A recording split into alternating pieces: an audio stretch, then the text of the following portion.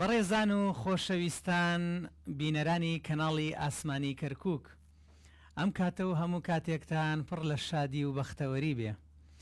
خۆم بە خۆشحاڵە زانم جارێکی تر لەگەڵ ئێوەی ئازیز و خۆشەویست شاد دەبمەوە لە ئەڵقەیەکی نوێی بەرنامەی شەوچەرە.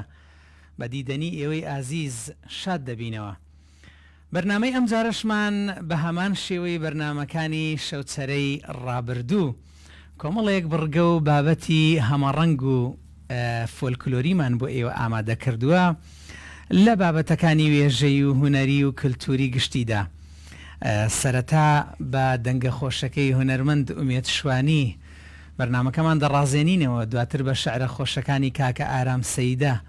لەوێوە دەچینە لای کۆمەڵێک بابەتی هەمەڕەنگ لە بەسەرهات و قسەی خۆش و باسی کوردەواری جاران و دواتر ئەچینە لای بڕگەی مەتەڵی کوردەواری و دواتر لەگەڵ ئەم گەنجە خۆشەویستانە بە یاری کڵاوێن و ئەمانە و زۆر بابەتی تر. میوانەکانم ئەم شەو لە هەگبەیاندا زۆر هەیە بۆ ئێوەی ئازیز و خۆشەویست. ومێد دەکەم مڕگە و بابەتەکانی ئەم جارەشمان جێگای ڕەزامەندی هەموو لایەکتان بێت. سەرەتا بە ناوی ستافی بەرنامەی شەوچەرە و بە ناوی ئێوەی ئازیزی شەوە دەچمە لای میوانەکانم. زۆر بە خێراتنی سەرجەم میوانەکانم دەکەم، ماندوو نەبن، زۆر بە خێر بێن. مەبەسمە سەرەتا لە کاکچەتۆ دەست پێ بکەم. کاکچەتۆ گیان ماندوو نەبی، زۆر بە خێربەی بۆ بەرنامەی شەوچەرە. سەرەتا پەیامی خۆت لە ڕێگای بەرنامەی شەوچەرەوە بۆ بینەرانی کەناڵی ئاسمانی کەرکووک فەرموو. خوا سەلامەتت کە. مەمنون کاکە شێروان. دەستخۆشی لە کەناڵی کەرکووک دەکەم بۆ ڕێخستنی شەوچەرەی ڕەمەزان. مانگی ڕەمەزان بۆ خۆی لەگەڵ ئەوەی واجبێکی دینیە، بەڵێ فەرزە لەسەر هەموو موسڵمانێک، لەگەڵ ئەوەشدا هەموو طقوسێکی دینی زۆر زۆر خۆشە. ڕاست طقوسە دینیەکان بە شێوەیەکی گشتی بەبێ جیاوازی ئەدیانەکانیش بە هەروە قسە بکەین خۆشن، بە تایبەتی ڕۆژ و گرتون و مانگی ڕەمەزان. دەستەکانت خۆش بێ. زۆر زۆر سپاس. دێمە لای هونەرمەندی ئازیزمان کاک ئومێد. کاک ئومێد خۆت بێدەنگ کردووە، منیش هەک بەکەم پڕی لە پرسیارە. ماندوو نەبی، زۆر بە خێربی بۆ بەرنامەی شەوچەرە. سەرەتا پەیامی خۆتۆک و هونەرمەندێک بگەینیتە هاوادارەکان و بگەینتە جەماوەرت و دوای چینە ناو بابەتە هونەریەکانە. زۆر سپاس. من سەرەتا دەستخۆشیم بەرنامە جوان دێکم بەناوی شەوچەری ڕەمەزان. بەخراتنی هەموو ئەم میوانە بە ڕێزانەکەم مامۆستایانی عزیز و هەموو لایەک. بەڕاستی ڕەمەزان تایبەتمەندیشی خۆی هەیە و ڕاست ئەتوانین بڵێن ئەو مانگە مانجی تاعات و عیبادەت و ڕۆژ و گرتن و خۆتەرخانکردنە بۆ ئەو مانگە. بۆیە مانجی لێ خۆش بوو، ناتوانم بڵێن مانجی هەژاریش لەوانەیە خەڵکانێک بڵێن مانجی ڕەمەزان هەژاران برسیە بن و یاخود ناتوان ئەو مانگە. من بەڵێن بە پێچەوانەوە بەڕاستی مانجی هەژارە. هیوادارم لەو مانگە هەمومان بە دڵێکی پاک و بە دڵێکی جوانە ڕووبکەینە خوای گەورەی خۆمان و خزمەتی مرۆڤایەتی و خزمەتی هەموو لایەک بکەین. ساغ بێ کاک ئومێد گیان، ئێمەش ئومێد دەکەین بەڕێزت هەر ساغ و سەلام. زۆر سپاس لەگەڵ ئێوەش. کاک ئومێد گیان، با بچینە لای یەکەم بەرهەم، بزانم ئەم بەرهەمە چیمان پێشکەشەکەی بە چاوان لە خزمەتانم. ئەوە مەقامێک و بەستەیەکمان ئامادە کردووە. مەقامەکە با بڵێن هونەرمەندی ئازمون و خۆشەویست گێرە و ڕێز و سڵامان بۆ هەیە. هونەرمەند بەرەم حەسەنە. مەقام حەسەن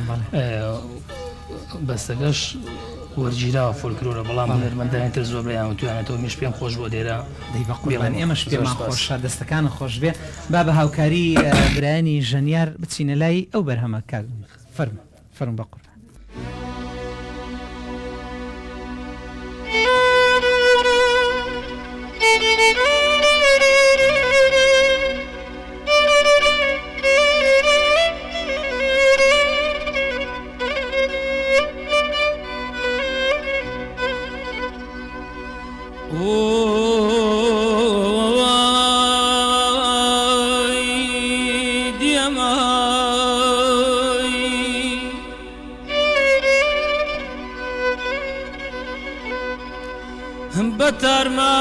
بەتارمای شاد مەگەر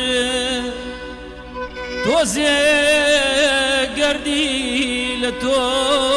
بچێ بە تارمای شاد مەگەر تۆزێ گەردی لە تۆ بچێ هەرکە ناوی تۆم لاو دێنن بەخوایە دڵی شێتم ڕاچڵەچێ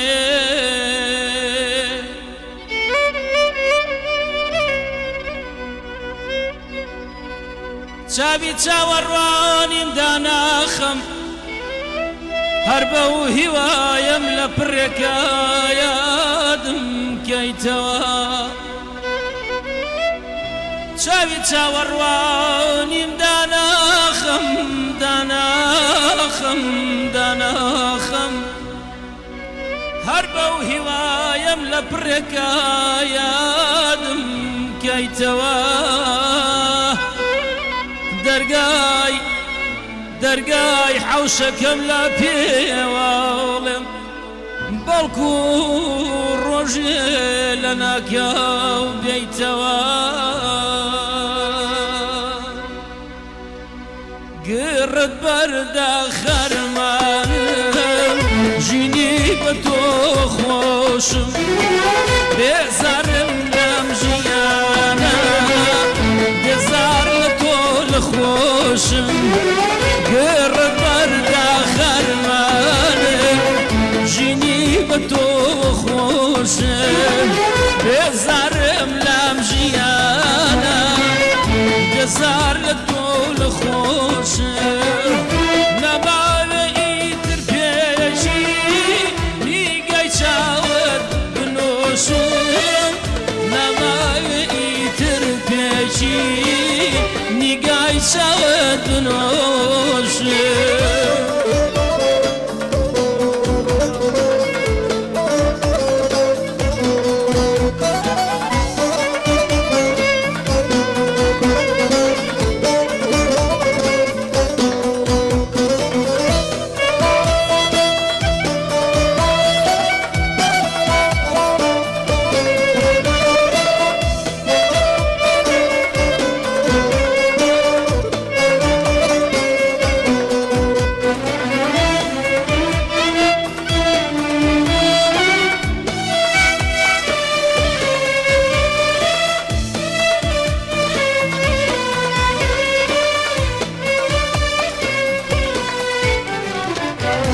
حەچی مێزانایێ سەردەرکات لە برینم تا لە دڵم دەربکە یادگاری خۆشی ژینم حەچی مێزانایێ سەردەرکات لە برینم تا لە دڵم دەربکە یادگاری خۆشی ژینم ئێستاش لە سایەی تۆدا نەئومێد خۆمە بینم ئێستا لە سایەی تۆیە نەئومێد خۆمە بینم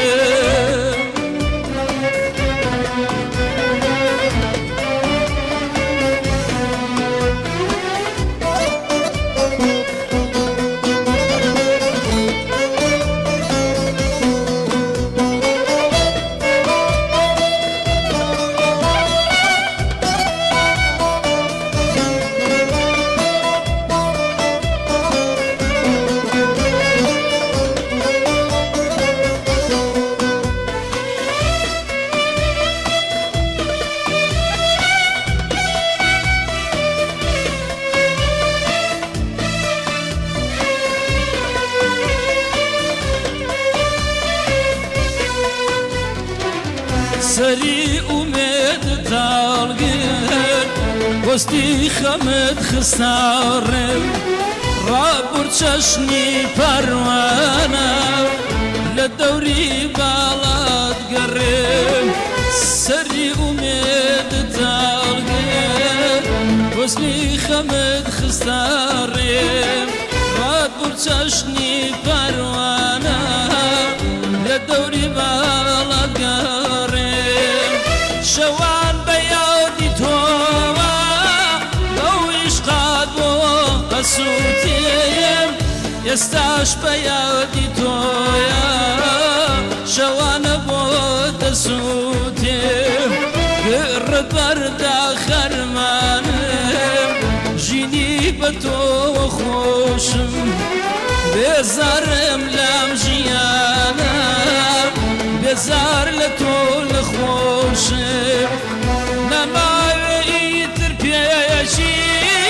نیگە چاوت بنۆشم نەماوێ ئیتر پێشی نیگای چاوت بنۆشم.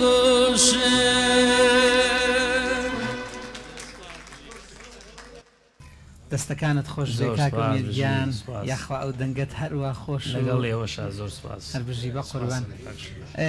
درێژە بە بەرنامەکەمان دەدەین مامۆستاگیان زۆر بەخێر بی سپاس دەکەم ماندوو نەبی چاو منی سپاس دەکەم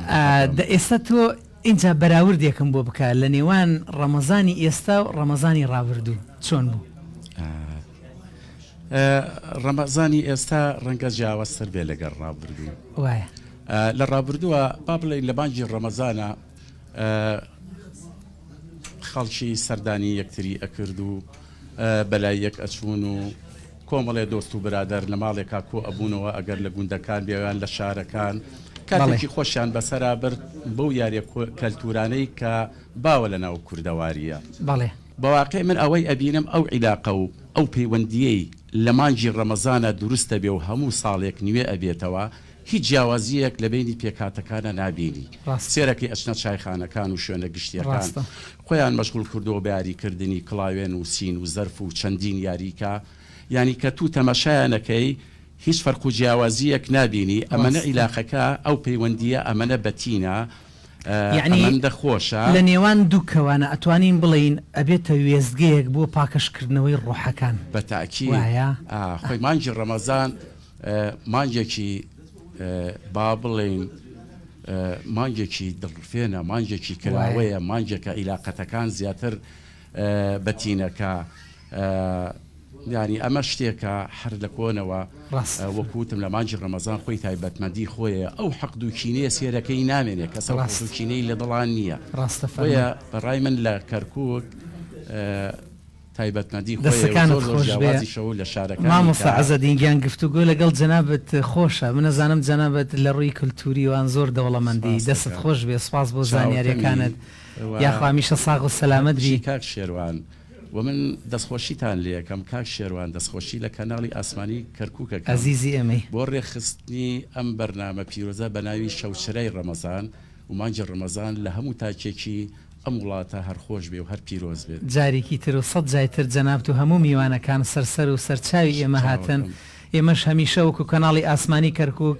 ئەو بەڵێنە دووباراکەینەوە ئەوەی لە دەستی ئێمە بێ لە ڕووی کەلتوری و لە ڕووی ئاشتی کۆمەڵایەتی لە کەرکووک قەت درێغی ناکەین لەگەڵی عەزیز خۆش ماندوو نەبی بە قوربان سپاس ئەگەر مایکەکە لە تەنیش خۆ دەبیدیتە کاک دلێر گیان ماندوو نەبی زۆر بەخێر بێ زۆر سپاس کاک شێروان سەرەتا دەستخۆشی لە بەڕێستانەکەم و زۆر سپاس بۆ کەناڵی ئاسمانی کەرکووک بۆ زیندوکردنەوەی بەشێک لە کەلتوری ئەم شارە و هەروەها پیرۆزبایی مانگی ڕەمەزان لەسەر جەم دانیشتوانی کەرکووک و مسلمانان بەگشتی دەکەم هەر بژی بە قوربان ماندوو نەبی جارێکی تر بەخێر بێ کاک دلێر ئاشکرایە جاران وەکو ئێستا ئەم با بڵێن کات ژمێر و منەبیهی مۆبایل و ئەو شتانە نەبوو خەڵک هەستێ خەڵک جاران بە تەبڵ و تەنەگە و ئەوانە پارشێوان هەڵەسان و اینجا ئەیانوت لە کۆتایی ڕەمەزاندا ئەو کەسانی کە خەڵکیان هەڵەسان ئەیتر خەڵات ئەکران دیاری ئەوە چۆن بوو باسێکی ئالەوم بۆ بکەی شەوان چۆن خەڵک هەڵەستا بۆ پارشێ و دیارە پێشتر ژیان زۆر سادە و ساکارتر بووە و ئەوەی بەبیرم دێ خەڵکی تەنانەت ئەخەوت بۆ پاشێ و جارێکی تر هەڵەسایەوە ئەوانەی وە شەوان خەڵکیان نەگەدارە کردەوە ڕۆژی جەژنیان خودیاواری جەژن دەهات جەژنانیان وەرەگرت لە پای ئەوە بەڵام ئەم دیاردەی ئێستا زۆر کاڵ بۆتەوە بەداخەوە ئێستا ئێمە ئەمانەیە زندوی کەینەوە وەکو بەشێک لە مێژوو و کەلتوری خۆمان باشە مامۆستا دلێر هەست ناکەی ئەمە یعنی ناوی بنین جۆرێک لە مەترسی مەسەلەن ئەو گەنجانی کە ئێستا تازە هەڵەچنیان نەوەی داهاتوو کە دێ زۆربیان مەسەلەن یاری کڵاوێن بە ئوسوڵە ئەساسیەکەی نازانن یعنی کڵاوێن وا بزانم زۆر لەوە گەورەترۆ تۆ ئەنگسیلێک لە کڵاوە بشاریتەوە گوایە ئەگاتە 100 دوایە بێتە سینیەک دوایە ئەو سینیە چۆن دەسا و دەسەکە گوڵەکانی چەنە هەست ناکەی ئەمەی سە بە شێوەیەکی زانستی و ئەکادیمی جوان گەنجەکان نازانن کاک شێروان بێ گومان وتەیەکی ئەڵێ مرۆڤ کوڕی ئەو ژینگەی خۆیەتی کەەوە ئەژێ ئستا ئەو گەنجانە ئێمە لەم ژینگەی ئیستا ئەژێن کە ئەوە باسم کرد ئێستا کۆمەڵە یاری تر هاتوۆتە پێشەوە ئەوانە باوترە ئێمە نەمانتوانیەوە بەداخەوە نەمانتوانیەوە مێژوی خۆمان کورد لە 100 ساڵە و 200 ساڵەی پێشووتر نەمانتوانێت مێژوی خۆمان زۆر بە جوانی وەکو نەتەوەکانی تر بپارێزین بەداخەوە بۆ یاین بۆ نمونە ئێمە گەر هێرۆدۆتس لە ساڵی 200 پێش زایەن مێژووی ئەسینا و مێژووی یۆنانی نووسیوەتەوە کەچی کورد 700 ساڵ پێش زایەن ئەمبراتۆرێتی دامەزراوە دەوڵەتی دامەزراوە کەچی شەرەفخانی بەدلیسی لە ساڵی 1500 مێژووی کوردی نووسیوەتەوە کەواتە ئێمە لە مێژووە لە ڕۆڕۆی مێژووە هەندێک دواکەوتوین بۆیە پێویستەکە ئێستا ئەمانە بپارێزین ئەگەر یان ئەمە بەڕاستی مەترسیە بۆ نمونە ئێمە هەر ئەیجێڕینەوە بەڵام پێویستەکە ئەم کە جێردرێتەوە پێویستەکە بنووسێتەوە پاشەکەوت بکرێ بەڵێ بکرێت بکرێتەوە بۆ نمونە خاتوو باسی ئەوەی کرد پێشتر چەندێ خۆش بۆ ڕۆیشتین سواری ئەو یاریانە ئەبین لە قەراخی خاسە ئەو ئەسپ و عاربانە ئەم بابەتانە هەبوو بۆ نمونە حەدیقەی ڕەبعێنمان هەبوو ئەوەیستا بۆ تەکاول کراوەیەک جوانترین شوێنی یاری بووە و یەکەم شوێنی یاری بووە لە ساڵی کۆتایی هەفتاکان و سەرەتا هێشتاکان کراوەتەوە تەنانەت ئەو کاتە بەبیرم دێ کۆمەڵە پاڵەوان و یاری پهلەوانی مصریان بۆ هێنابوو ئێمە هیچ شوێنێک بەڕاستی لە کەرکووک ئەمش ئەگەڕێتەوە بۆ ئەوەی وە ڕاستە فرا نەتەوەن لە کەرکووک بەڵام نەمانتوانیوە شوێنە تایبەتەکانی خۆمان وەک خۆی بپارێزین و بە ئەرشیفی بکەین دەسەکانت خۆش کاک دلێرگیان سپاس بۆ زانیاریەکانت ماندوو نەبی جارێکی تر دەگەڕینەوە کاک ئومێد حەزمان لە گۆرانەیەکی ترە ئەمانەوەکە جارێکی تر خۆشکەین و بەڵام پێشەوەی چینە لای ئەو گۆرانیە جەناب تۆکو هونەرمەندێکی ئەو قۆناغە ئەو پرسیارت لێکم لە نەوەتەکانەوە جەنابەت خەریکی گۆرانی و ئەوانەی یعنی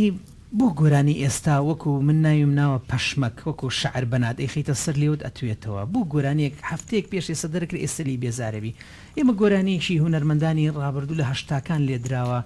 حتا ئەوانەی جەنابتانیش کە لە نەوەتەکان و تووتانەتەوە ئێستاش ئێمە تامی لێکەین ئەمە جیاوازیە چییە لە ئاوازە لە هونەرە لە زەوق و سەلیقەیە لە ڕوحە ئێستا بۆ نمونە ئێمە لە سەردەمێکی لە سەردەمی پێڵێن ئەسڕ سورعین بەڵێ یاری بەجددی لەم فۆزایەشە لەگەڵ ڕێز میسە فۆزایشی زۆرن ناو هونەرمەندان و لە ناو بواری هونەرمەندی هونەرمەندان و موزیک ووانە لە هەر چوار پارچەی کوردستان بەڕاستی ئێمە ئێستا ئامێری پێشکەوتوتر و باشترمانەیە ئێستا موزیسیانی زۆر پرۆفشناڵ و ئەکادمی و زیرەک و باشمانەیە ئستۆدیۆی باشمانەیە کە جاران ئەچوین لە ئستۆدیۆ بە سێ تراک بوو تراکی دەنگەکە و تراکێک ئەگەر کۆرسی خۆتە بۆە قەرارێک یان جوابێکت بکرێت تراکێک مۆسیقێکی ئاکای تۆ ئێستا توانی مانجی جارێ بڕۆی کۆپلێک داخلکەی ڕاستە ئەی سەرنجام بەداخەوەەوە ئەبینی گۆرانەکە ئەم گۆرانەیەکە لەم سەردەما کرێ بەڕاستی کە زۆر ناخایانێگات ئەو پەڕی باشترین گۆرانی بگاگاتە مانجێک دوومان دوای نازان بە ئەرشی فەکریان ئەبێتە هەڵم و دیار نامێنێ توانم بڵێم لێرە هەموو شتێک بەردەسە لە جاران باشترە بەڵام ڕەنگە ڕوحەکان بۆ بەو هەست و بۆ چێژەی کە جاران حەسەن زیرە گۆرانی شەوت لە مەجلیسێکە یاخود مامۆستا عەلی مەردان یاخود مامۆستا تاهیر تۆفیق لەوانەیە ئەوە جیاوازتر بێ لەگەڵ ئەم سەردەمە ئێستا سەردەم ئەو بەداخەوە سەردەمەش بۆتە سەردەمی سوۆسیال میدیا و بازرگانی و سەردەمی ئاسایەت و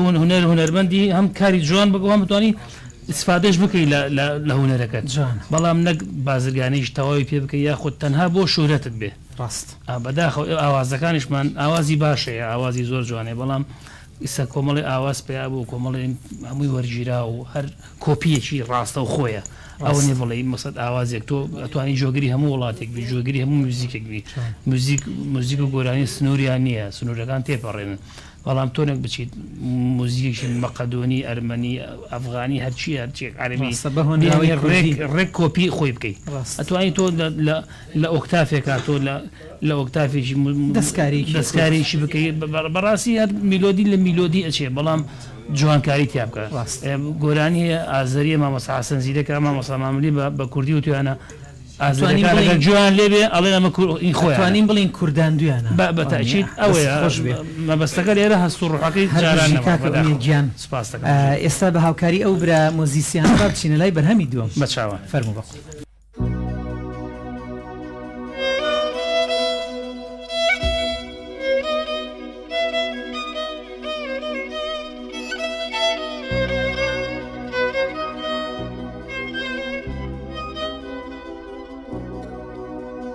شەوان تابایان ئەزیزەکەی من پیشەم گریانە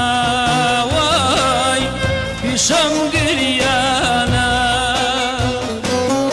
سینەم دەفتاری حەبیبەکەی من جێی خایاڵانە وای جێی خایاڵانە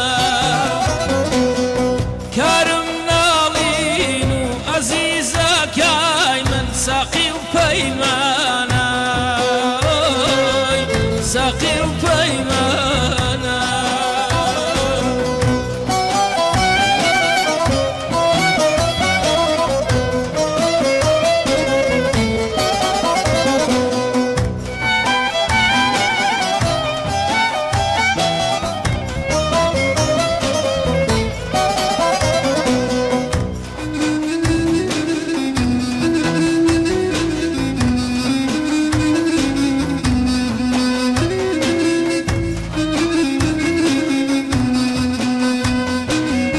کۆنێکی لێ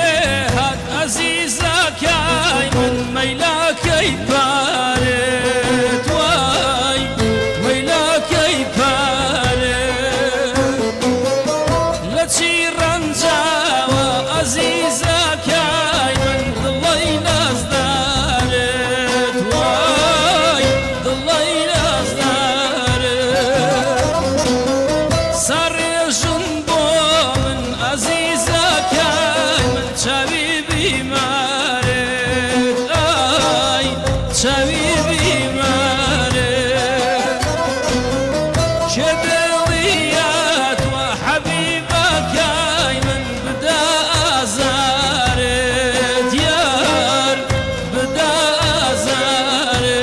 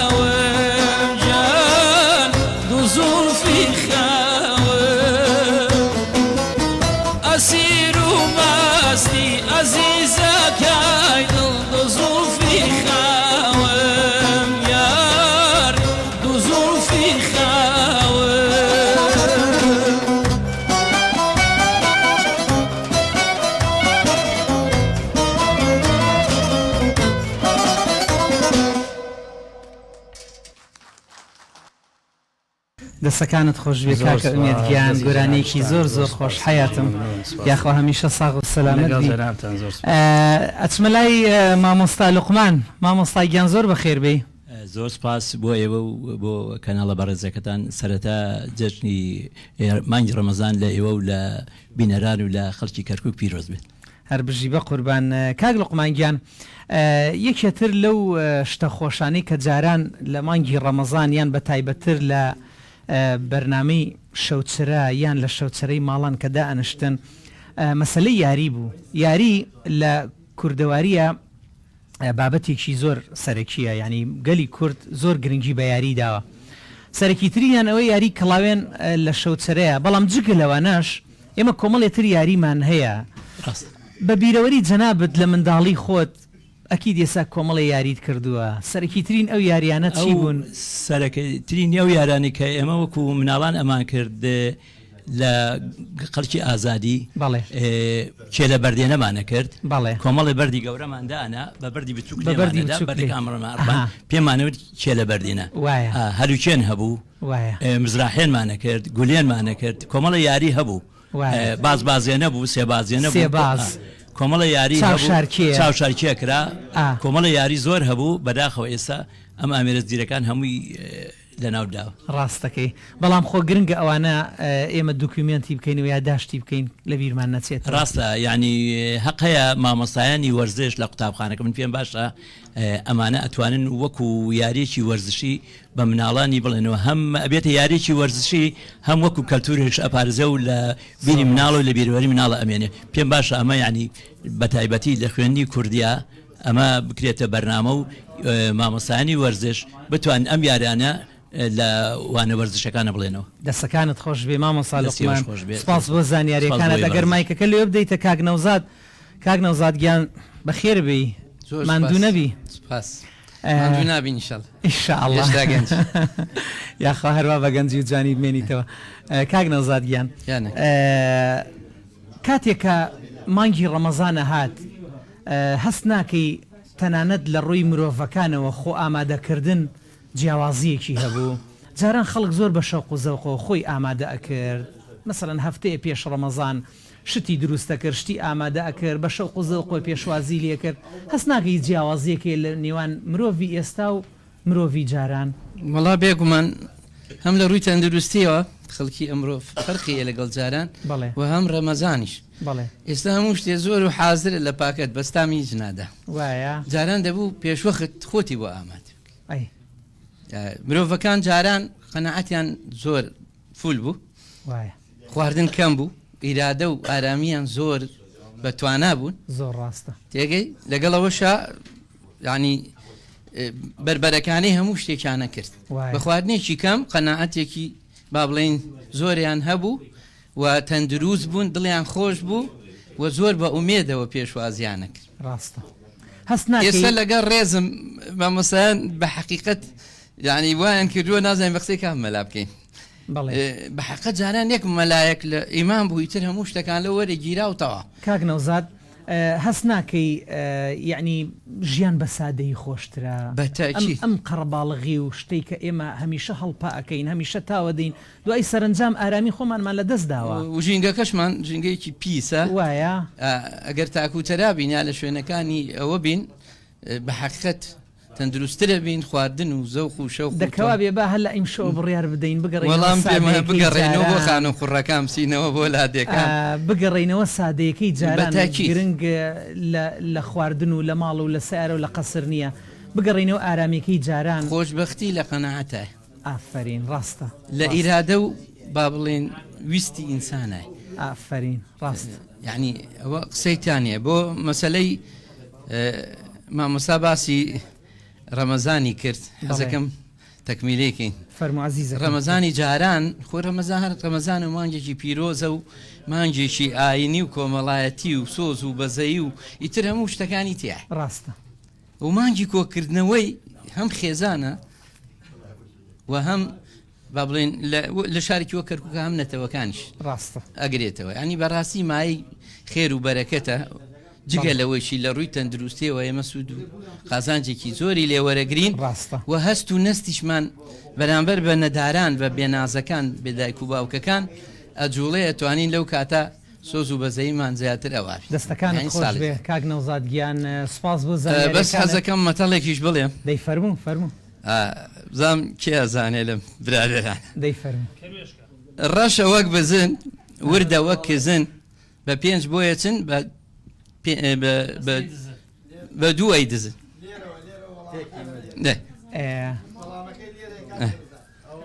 وەڵام دەوە کاکە ئازاد دووباری بکەرەوە ڕەشە وەک بزن بەڵێ ڕەشە وەک بزن بەڵێ وردە وەک کزن کزن شتێکە وەک ماشوای بەڵێ بە پێنج بۆیە چن بەس بە دوانەی دزن ئەسپێ دەست خۆش کاک نەوزاد مایکەکە لە تەنیشتەوە حەزەکەم دواوتەم هیوادارم ئەم مانگی ڕەمەزانە بێگومان مانگی خێر و بەرەکەتە بێتە مایەی هەوێنی یەگرتنی کورد لەم شارە وە خۆشی و بەختەوەری بۆ خەڵکی ئەم شارەستەم دیدە و سپاس بۆ ئەم دەرفەتە و بۆ ئێوە بۆ کەناڵە کاک نەوزادگیان سپاس بۆ زانیاریەکانت بەڵێ دەچینە لای مامۆستا نەعمان مامۆستا گیان ماندوو نەبی زۆر بەخێر دەکەم سەرەتا پەیامی خۆت بگێنە دوایی حەزمان لە هەندێک بەسەرهاتی خۆشە ئەڵێن جەنابەت زۆر کۆمیدی و شتی زۆرت لەلایە ئەنوا ئەوەشکاستم لایە بە عەرەبی کوردی گۆرانی شعر هەموو شتێکم لایە بەس مامۆستایان زۆر شتیان دەربارەی ڕەمەزان نەوت حتى لە خواردنەکانی مەسەلەن ترخیانە ساوەر هەڕەپەپە هێلکە و ڕۆن کۆمەرستیانی شۆربای نیست ئەوانەی هەیان بۆیە ئەمەیانە کرد جارێ خورما و ڕۆنەکە سەرگشتی بوو ڕاستە فەرمووی خورما و ڕۆنەکە سەرگشتی بوو دەئیسا بچینە لای بەسەرهاتەکان لای نوکتەکان دەی فەرموو هەر لەسەر ڕەمەزان ئەلێ لە پەنجاکانی ساڵی ڕابردووە کابرایە ناوی حەمەعەلی بوو قەت ڕەمەزانینە ڕۆژی ناگرت برادەرەکان ڕوون بۆرە کوڕە کاکە حەمە بۆ خاتری خوا کوڕە ڕۆژێک ئەیت وەڵا کاکە من عەتارم تاقانێش بوو پێش 6 بناریە بوو من عەتارم ڕۆژانەی ڕوبع دینارێکم بەیە ئەو ڕوبعێکەوە برادەرەکانی لە مزگەوت کۆ بوون سەر و ڕوبعیان بۆی خڕ کرد کردیانە سی ڕوبعەکە 7 دینار و نیو دیناریشیان بۆ جەژن بۆی دانا هاتن بۆ باوتیان کاکە ئەم مانگە ئیش مەکە پارەی جەژنەکەتیش وتر ئەوە پارەی ڕەمەزان و جەژن ڕۆژوو بگرە وەڵا ڕۆژووی کرد ڕۆژ جەژن خەڵک لە مزگەوت دەرچوو ڕاست هاتن بۆ ماڵ کاکە حەمە جەژنە پیرۆزەی لێ بکەن دەرگای کردەوە ئای کاکە حەمە پیرۆزە جەژن کوڕوتی پیرۆزیی ماڵتان 11 مانگتر ڕەمەزانە ئەو ڕەمەزانە 11 مانگتر لە ترسی لە 11 مانگ چیرۆکێکی تر جاران خەڵک ناری بەهین نادا بە یەکێک خواردن زۆر بخوات نەبوو بەڵێ یا جۆ بوو یا گەنم بوو ئافرەتێکی خواردنی زۆرە خوارد ناوی گوڵوەشانی ما زەلامێکیش ئافرەتی دەست ناکەوت گەڕا وەڵاوتیان ئەو ماڕە کچێکەیە چون بۆ داوای گوڵوەشان خواردێکی خست بوونە قسمەت ئەو زەلام کاکەکەی بێنەوە وتی 2 هەفتەی تر وەرە مارەیان بۆ دوای 2 هەفتە چوون بیگو ئەو ڕۆژەی وا ئەیگوازنەوە بەیانی گوڵوەشان لە خەوەرچە 4 نانی خوارد 12 نانی خوارد دایکی وتی قوربە سەرم قوربانە دم گوڵوەشان بە دڵ ناشەش بردشیان 4 نانی خوارد وە نازەوە 4 خواردوە پیازەوە 4 خواردوە فرۆی مانگە بازەوە ئەمە دانی نەخوارد وە دڵ ناشتە بردیان زەلامێکی دوو خێزانیە بێ بەڵێ گەورە و بچووک هەر شەوەی بگەڕایەتەوە ئەمڕۆ لای گەورەکە بۆیە چاکەتەکەی لە پشت دیوارەکەی دەرگاکە ئێوەڵە خست بڕایە بۆ لای بچووکەکە چاکەتەکەی لە پشت دەرگاکە ئێوداهەنە ڕۆژێکیانە ڕا بۆ سرەی کچە ژنە بچووکە بێت شەو خەوەری بۆ تێ ژنە بچووک باوکی مردە ئەی باوە چۆن قوڕت کردە سەرمانە باوە دایکم چی بکە باوە براکانم چی بکە ئەی خۆم سەر بۆ کێ بووم وەڵا ژنە گەورە زانی ڕاست ڕووی چاکەتەکەی لە پشت قاپێکە هەر کرد و گوایە بیوە بۆ غورفەی خۆی وتی وەی چاکەتەکەدان پس بریا چاکەتەکەدانە لە شوێن خۆی وەی خۆی یەکێکە بۆی کەیتە دووەی دەستەکانت خۆش ڕەمەزانی ئەم ساڵ لە هەموو خەڵکی کەرکووک پیرۆز بێ مێدەوارم خۆشیە بێتە کەرکووک و زۆر سپاسانە دەستەکانت خۆش بێ ماندوو نەبی جارێکتر سپاس بۆ بەسەرهاتە خۆشەکانت ئازیزان و خۆشەویستان بەردەوامین لە بەرنامەی شەوچەرە و دوای ئەم گۆرانیە دەگەڕێنەوە لاتان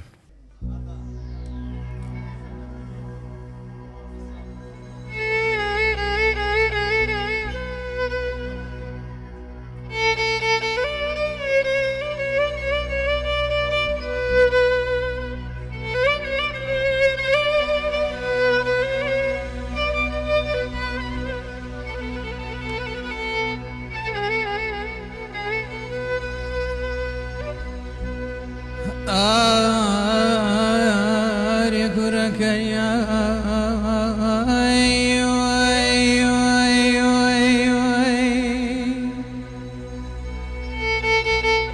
أري أري أري أري أري أري مشوي يرحل دادي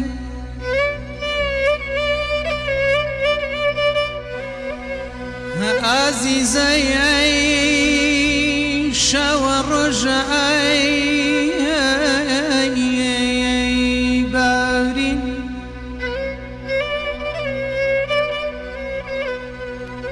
دك اي خوي داخلي ليلكم سحر يا تقارن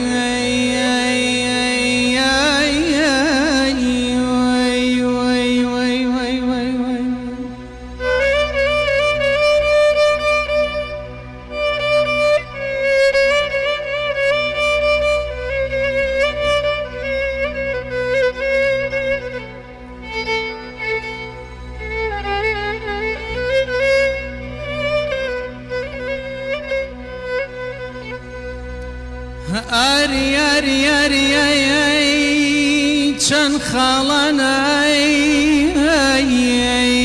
جماردم عزيزي نمدي وي وهشتو وينو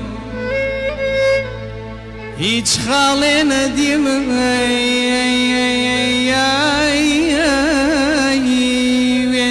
خالي توعي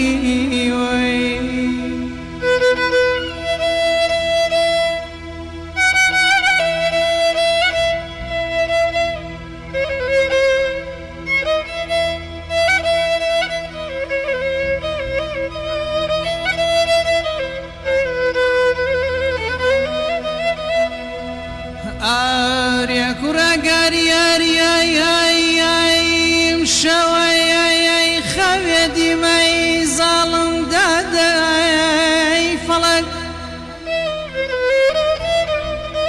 عزيزي خويا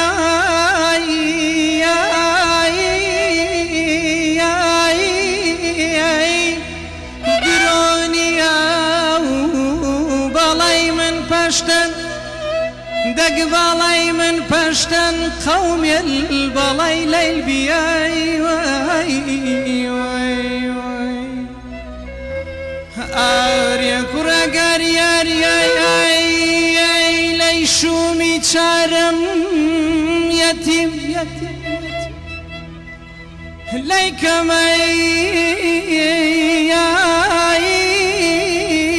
يخبالي ماي هرجارك دق هرجارك فرصة يا كيبا بمرم من يا نخالي ماي دك نزان ميكارا دك نزان ميكارا شكر شيطانا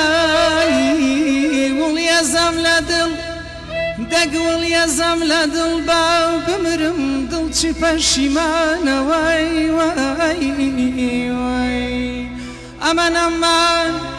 aman aman aman aman aman aman aman aman وي بامن بمرم تنمري دخيل دلت معاي وي روستا ولو بعنا دستي لو كامردانا دستي لو كامردانا ضليك سلطانا تشيد ريز باراني باريك يا قويانا الله عمركم شاوكم تكبيرا وقوتو يدك أقرب خود رازي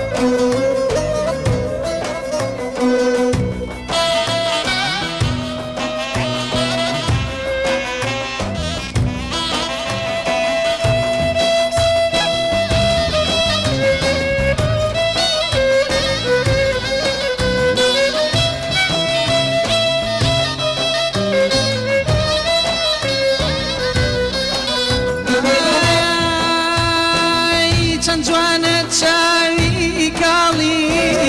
ئەبرۆی ڕەشی خەیاڵی چەند جوانە چاوی کاڵی قوربان ئەبرۆی ڕەشی خەیاڵی هەرچەند چاوێ هەڵێ دێنێ دڵی هەزار دەستێنێ هەرچەند چاوێ هەڵێ دێنێ قوربان دڵی هەزار دەستێنێ ئەڵڵا عەمرەکەم چاوەکەم ڕوحەکەم تەگبیرە و بۆ تۆی دەکەم ئەگەر بە خۆت ڕازیبی وەی گولەی دەرمان خوار دەکەم ئەگەر گوێت لا دەنگم بێ وەی خۆمت بە قوربان دەکەم.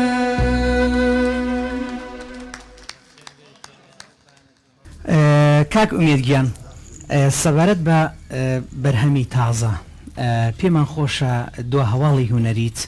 جگە لەو کاری لایڤ میوزیک و ئەو ئاهەنگانی کە ئیگەڕی وەکو کاری کلیپ و کاری با بڵین تۆمارکردن ئێستا حاڵی حاضر چیت بەدەستەوەیە؟ مەبەستەوەی بۆ کلیپ تازە نییە ئەی وەڵڵا داخەوراز و ئەردەڵان منە 8 ساعت بردووە بۆ حدود حاجی ئۆمەران شەو ڕۆژە بە دیار کلیپێکەوە بوومە ئەیدە زۆر هەواڵێ خۆشەوە تا کلیپێ تازە بردووە کە لەگە خەندەخانە کردمان گەشتەکە گەشتێکی فۆلکلۆری خۆشەویستیمان بەڵام خەندە کەرکووکی دەستی کاکە ئەوراز و کاکە دڵانیش خۆش بێ بەڕاستی کەناڵی ئاسمانی کەرکووک وەروە کاکە ئاسۆ بەڕاستی ماندووبوون پێمانەوە بەڵام بە داهاتوە شەڵا بەتوانم بڵێن بە دوای جەژنەکارێکی نوێ مەدەسەوەیە کارێکی زۆر باش ئاوازێکی تازەیە و هۆنراوی شتێکی زۆر جوانە بەڕاستی بەرهەمێکی جوانە ئەوەی ماوە کاری میوزیکی تاوا بێ و دەنگی بخەمەسەر و دوای ئەوەی شەڵا کاری کلیپێکی جوانی بۆ دروستەکە ئیشاڵڵا بە قوربان دەست خۆش بێ کاک ئومێدگیان هەربژی بە قوربان. ئەی نیگارە ئەی نیگارە بەسێ با دەرگەی وەفا بکرێتەوە تا بەکەی هەردڵ لە زیندانی جەفا بکزێتەوە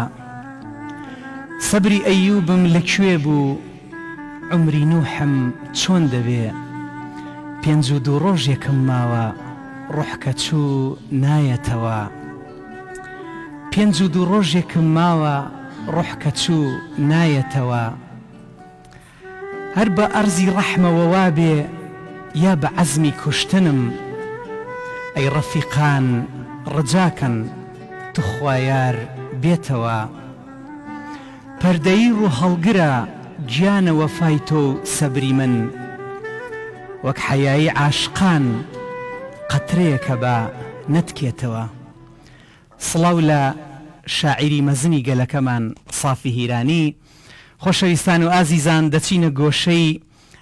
وێژەی کوردی و شعری ئەفسوناوی بۆ شەوچەرەی ئەم جارەمان شاعیرێکی خامەڕەنگینمان لەگەڵا ئەویش زۆر ئازیز کاک ئارام سەیدە. کاک ئارام گیان ماندوونەبی زۆر بەخێربی. زۆر سپاس مانگی ڕەمەزان هیوادارم بێتە مانگی خێر و خۆشی بۆ هەموو گەلان بە تایبەتی پیرۆزبایی لە خەڵکی شاری کەرکووکەم هیوادارم ڕەمەزانێکی خۆشی و ئاشتی و تەبایی بەرینە سەر لەم ڕەمەزان ئینشاءڵڵا. کاک ئارام جەنابەت هەم چیرۆک نووس هەم ڕۆمان نووس دوایی هەم شاعیر بەڵام ئێستا وەکو شاعیر قسە ئەکەین پێم خۆشە بزانم ئەزمموی شعری لای تۆ کاتی شعر نووسین لە لای شاعیر شعر ئەنووسرێ یان ئیلهامە خۆی فەرزەکە؟ بەڵێ دیارە کاک شیروان شعر ئەگەر باگراوندێک نەبێ خوێندنەوەیەکت نەبێ جاری وای ئیلهامت بۆ دێ بەڵام تۆ ئیلهامەکە چۆن بتوانانی شعرێکی جوان بهۆنیتەوە پێویستە معریفەتە بێ زانیاریتە بێ کۆمەڵە شتت خوێندی بێتەوە کۆمەڵە زانیاریت هەبێ لەوەی شعرێکی جوان داڕێژی وێنایەکی جوان بۆ شعرە بێنێ تەنها ئیلهام کافی نییە بۆ خوێندنەوە زۆر زەرورە بۆ ئینسان بۆ هەموو مرۆڤێک بەڵام بۆ شاعر زیاتر خوێندنەوە. بەڵێ جگە لەو نامیلکانی کە ئێستا چاپت کردووە شتی تازە هیچت بەدەستەوەی وەکو شعر چاپ وەکو شعر ئێستا هیچم بەدەستەوە نیە جارە سەرخاڵی خوێندنەوەم زیاتر بەڵێ و ئەمە لە کەرکووکشە هەوڵم داوە لە ڕێگەی کتێبەوە کتێب زیاتر کتێبی کوردی بەردەوام لە پێشەنگای کتێبەکان لە قوتابخانەکان و لە دەرەوەی قوتابخانەکانە خەریکی سەرخاڵی ئەوم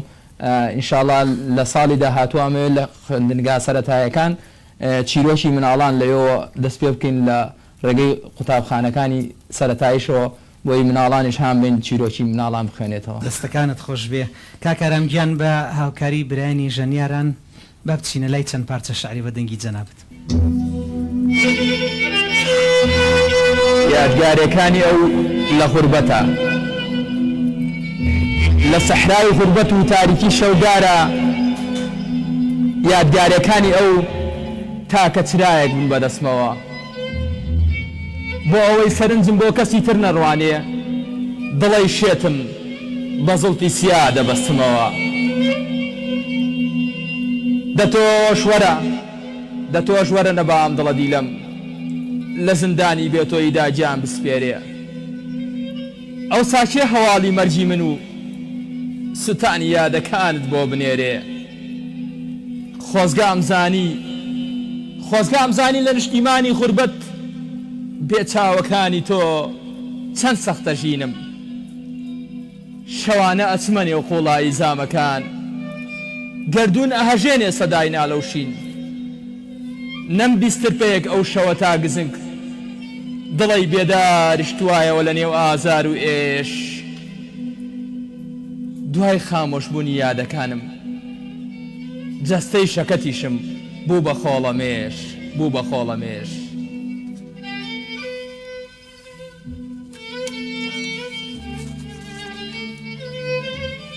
بیرەوەری تەمەن ئەڕوا و لەگەڵ تۆیە خۆی زیاتر لێم دوورە خاتەوە شەوانە یادەکان دەستم مەگرێ بۆ ڕابردووەم باتەوە بۆ ئەو کاتانەی کادوت من دەژیم بۆ ڕابردووی چاوانی تۆ ئەو ساتانەی کە لێت دوورم سوتانێکە زۆر لەسەرخۆ ئەمێستا لەگەڵ یادەوەریە درۆ ڕەنگاڵەیەکان دووەنەو زەدەم بۆ ڕزگار بوون لەم مەینەتە ناچار هانا بۆ مەرجی خۆمە بم نەمدەزانی عشقت پاییزێکە ڕەنگی لایم زوولێ بە یا زڵفت گەڵای شەماڵێکە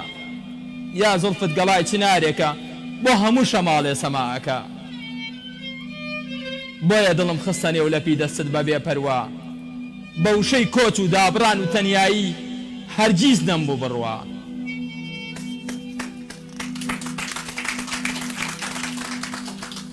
زۆر پارچە شعر شەوی دەیجوور ڕوخا بەجارێ هەواری عشقوە بینم ئەم شەو لەگەڵ چرپەی غوربەت سەری هەڵدایەوە برینم ئەم شەو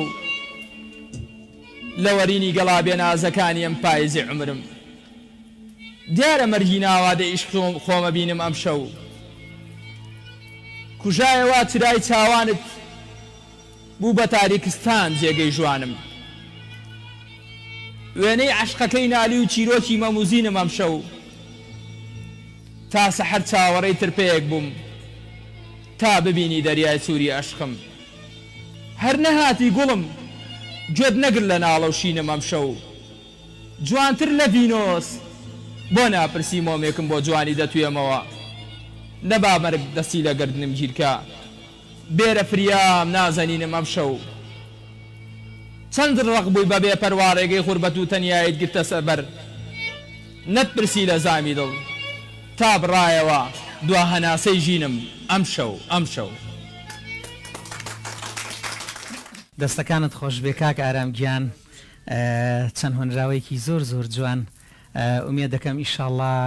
لە داهاتوودا بەرهەمی چاپکراوی تازەش ببینین زۆر سپاس ئینشاءڵڵا دەستەکانت خۆش بێ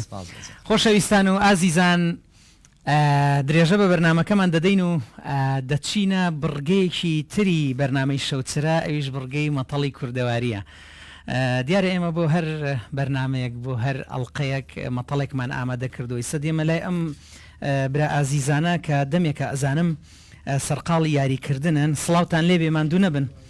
لێرە دانیشم لە تەنیش مامۆستاوە مامۆستا گیان ناوی جەنابەت ئەگەرەوە نزیکەیتەوە لە مامۆستا یوسف زۆر بەخێربەی ماندوو نەبی ئێمە مەتەڵێکمان هەیە مەتەڵێکی کوردەواری ئێستا ئاراستەدانەکەین ئیتر یەکێک ئاوا بە ڕیزەوە بزانین کێ مەتەڵەکەمان هەڵدێنێ ئەڵێ ناوی ئەو شتە چییە؟ بڕێک بە ڕیز وەستاون لە یەک ئەدەن و ماون. ئەو شتە چییە؟ بڕێک بە ڕیز وەستاون لە یەک ئەدەن و ماون. بڕێک بە ڕیز وەستاون لە یەک ئەدەن و ماون. هەر کەسە ناوی خۆی بڵێت و ئەو شتێک کە خۆی بڕای پێێتی ئەو شتەیە. فەرموو. ددان تۆ ئەڵی ددانە وایە؟ بەڵێ. بزانی مامۆستاڵێ چی؟ ناوت مامۆستای گیان بەخێر بێ ماندوو نەبی. بڕێک بە ڕیز وەستاون لە یەک ئەدەن و ماون. تەزبیح باش ئەو مامۆستا ڕەفعەت ئەڵێ تەزبیحە. مامۆستای گیان مامۆستا عەبدولمەجید بەخێر بێ مامۆستای گیان. تۆڵی چی بۆ مەتەڵەکەمان؟ من مەزەنم بۆ پەنجەکانی دەستەڕوە. پەنجەکانی دەست باش بزانی مامۆستا ڕەشید زۆر بەخێر بێ. منیش تەسەوەرەکەم ددان بێت ددان لای خۆم وا گڵاڵەیەکەم جوانە. بزانین مامۆستا بەخێر بێ مامۆستای گیان. سەلامەت بێ مامۆستا یاسین. ددان باشە بزانین مامۆستا تەزبیح تەزبیح ناو جەنابەت هاوسەر کاک هاوسەرگیان بەخێر بێ ماندوو نەبی. چینە لای مامۆستا مامۆستایات منیش ئەڵم ددانە باشە بچینە لای مامۆستا ڕێباس مامۆستا گیان بەخێر بێ. سپاس دەکەم سەلامەت بی. میشەر بۆ سونی من ددانە بینە لای مامۆستا سەرباز مامۆستا گیان بەخێر بێ. بڕێک بە ڕیز وەستاون لە یەک ئەدەن و ماون. دانا باشە بابن مامۆستا مامۆستا جمعە بەخێر بی. چاوەکەم سپاس دەکەم دەست خۆشیان بەرنامەیە لێکەم هیوای سەرکەوتنت بۆ خوازم بەپێی ئەوەی ئەم مامۆستا بەڕێزانە وتیان ددان بەڵام ددان هەندێک زار نامێنێ. بەڵام من ڕای مەکەمە ڕای مامۆستا ڕەفعەت لەم تەزبیح ئێخۆ تەزبیحیش جار وایە ئەبچڕەیە ددانیش ئەبچڕێ نامێنێ وایە کە بچیتە تەمەنەوە ددان نامێنێ. دەستەکانت خۆش بێ بە قوربان هەر بژی هەمووتان بەخێر بێنەوە جارێکی تر و سەدان جاری تر. دیارە مەبەست لەم مەتەڵانە ئەوە نییە کێ ئەزانێ و کێ نازانێ مەبەست ئەوەیە کاتێکی خۆش بێکەوە بینە سەر و ئاشکرایە کوردەواریش ئەم مەتەڵانەیان داهێناوە داتاشینیان بۆ کردووە بۆ زیاتر بەسەربردنی کاتێکی خۆش و ناسینەوەی کەسانی زیرەک لەوانی تر. دیارە وەڵامە ڕاستەکە بڕێک بە ڕیز وەستاون لە یەک ئەدەن و ماون بەپێی ئەو سەرچاوانە و ئەو کتێبە فۆلکلۆریانە ددانە. لەبەرەوە دەستی هەموو لاتان خۆش بێ ئەوەی وتی ئەوەی شیناوێ دەستان خۆش بێ بە قوربان. بەردەوام بن لە یاریەکەتان و جارێکی تر ماندوو نەبن. خۆشەویستان و بەڕێزان بەڕاستی بەردەوامی لەگەڵ ئەم میوانانە خۆشە و قەت تێر ناخۆین. بخۆتان ئەزانن هەگبەیان پڕە لە زانیاری و بڕگەی تایبەت بەڵامی تر هەندێک جارکاتی بەرنامە هەر ئەوەنە ڕێگەمانەدا و دەبێ بچینە کۆتایی بەرنامە. ومێ دەکەم بڕگە و بەرنامەی ئەم شەویشمان لە بەرنامەی شەوچەرا بە دڵی ئێوەی ئازیز و خۆشەویست بێ. ماوەتەوە بڵێم سوپاسێکی تایبەت بۆ هەموو ئەو کەسانی هاوکارمان بوون. سوپاسی ئامادەبووانەکەم سوپاسی بڕگەکانیانەکەم سوپاسێکی تایبەتیش بۆ ئێوە کە تاکو ئێستا بینەرمان بوون. تا بەرنامەیەکی تر و چەند بڕگەیەکی تر ڕێز و سڵاوی براتان شێروان کەروکی بفەرمونون. سپاردەی خۆشی و کامەرانی بن. کوردستان ئاوادان خواتان لەگەڵ.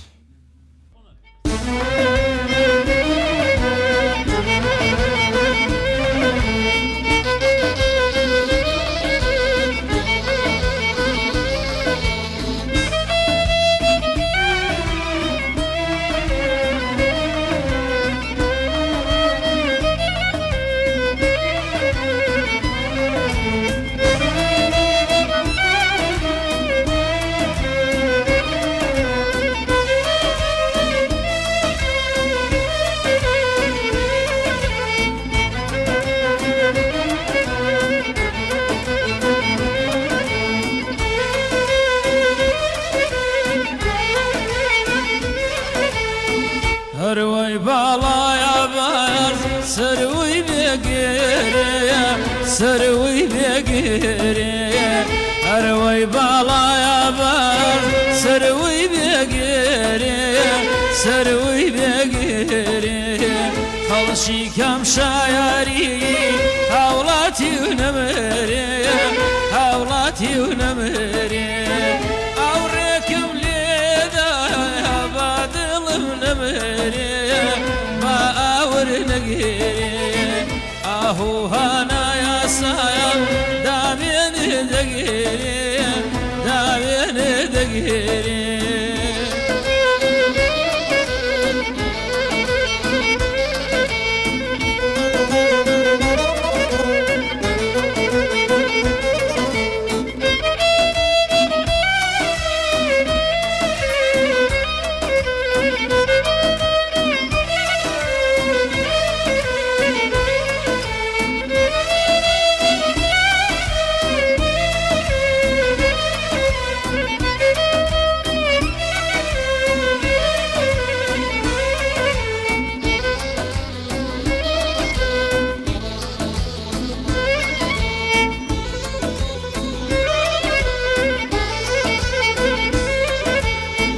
من بندي دڵێژین پەنجەیاوینم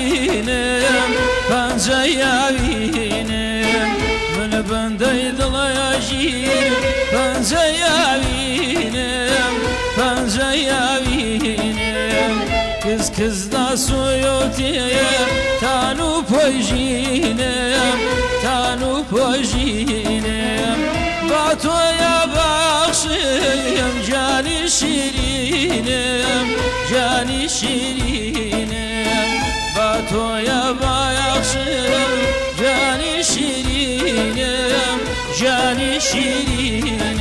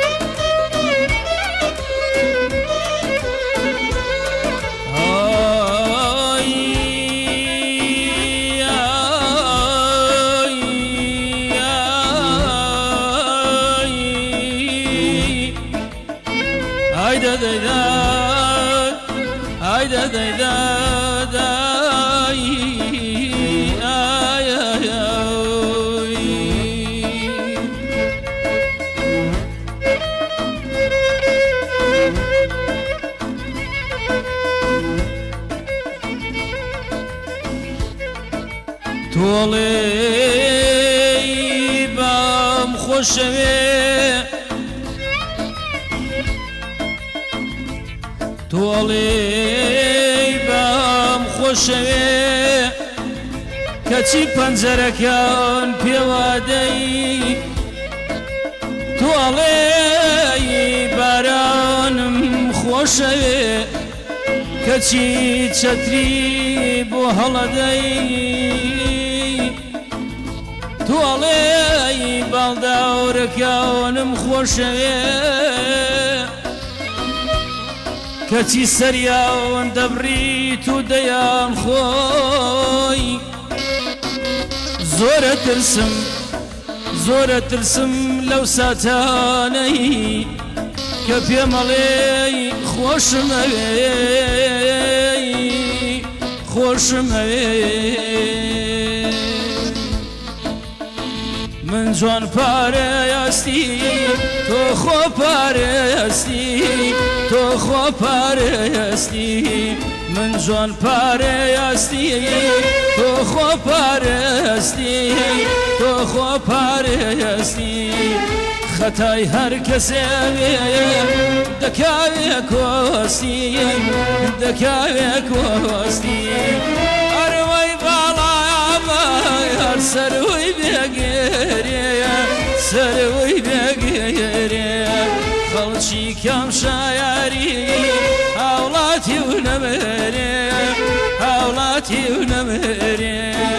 ئەو ڕێکم لێدایە با دڵم نەمەرێ با ئاور نەگێرێ ئاهوو هانایە سایە داوێنێ دەگێرێ داوێنێ دایە